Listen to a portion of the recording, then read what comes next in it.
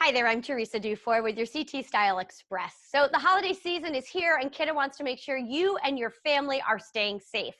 Fire safety educator Sharon Cooksey joins us via Zoom with some common fire hazards and how to practice fire safety. Sharon, great to see you again.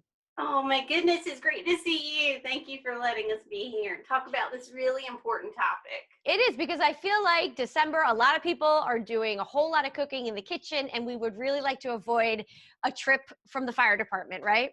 I mean, we really do. And hey, here's the thing that most people don't realize is that Christmas Day and Christmas Eve are some of the top home fire days of the year.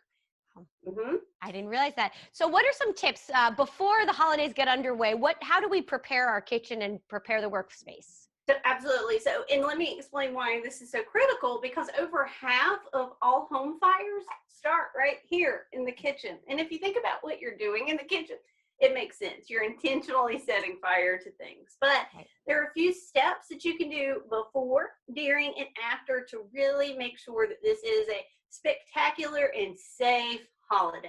Sure. So first and foremost, before you start cooking, think about your oven and your cooktop and make sure it's clean. So it's not the most fun thing to do in the world, but make sure that your oven is clean. So any residue, any grease or fats or anything that have been left over from prior cookings have been cleaned up, because turning that oven back on can actually ignite those fats and create a fire in the oven. And if you're working on your cooktop, remove things like kitchen towels, even pot holders, paper towels, food boxes, anything. Move it away from your cooktop to make sure that the unfortunate won't happen. Sure. And my last tip before you cook is check your smoke alarms, right? Because you really want to make sure that they're working. Now, we know that when people are cooking, these can go off sometimes. So check the placement of your smoke alarms.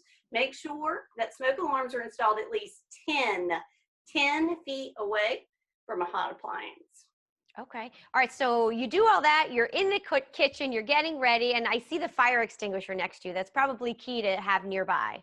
It sure is. Thank you for asking about this great point. So we want you to have an extinguisher in the kitchen. It's a really good idea because, again, half of all home fires start in the kitchen. But let me explain where really good placement for a fire extinguisher is. It is not next to the stovetop. It is not here. It is not in the cabinet next to the stovetop. It is not there. It is to be behind you so that you can just turn around and grab it. So it won't take too long. We do not recommend a fire extinguisher go in any cabinets that you might have olive oils or other, cleaning solvents, et cetera, because when a fire breaks out, you might be in a panic. Sure. And you might grab the wrong thing. And we do not want you to spray something flammable onto a fire. Sure. Talk about a grease fire. What should we reach for? I mean, a lot of people probably think water, right? But not great. Please do not ever throw water on a grease fire, ever. Because throwing water on a grease fire can actually help that fire grow. And it can actually splatter more of the grease onto your cabinets and engulf your entire kitchen. A fire can go from a spark to a full-on flame in 30 seconds. Wow. So be very careful. So that's why we recommend a kitchen fire extinguisher, or you can try to smother it. So here's the thing about fires. In general, they need three things. They need heat, they need a fuel source, and they need oxygen. So when you're trying to put out a fire, what you're trying to do is smother it, right? Okay. So that's what a fire extinguisher does, rated for the kitchen. And you can also try, if you don't have a fire extinguisher, you can try to place a cookie sheet over it or something, just so that you can remove the oxygen factor. And while we're on this subject, let's talk about fires in the oven. Sure. So again, thinking about that heat, fuel source, and oxygen. The thing you want to do with an oven fire is to never open the door. Please never, ever open the door if there's a fire in the oven. Turn the heat off and leave it off. And if that fire doesn't go out quickly, get out and call 911. Okay, that's great advice. Some important things to remember while you are cooking this holiday season. And of course, Sharon, we can learn more over at Kidde.com. And just reiterate how important it is to just stay in the kitchen and monitor the food and whatever you're baking.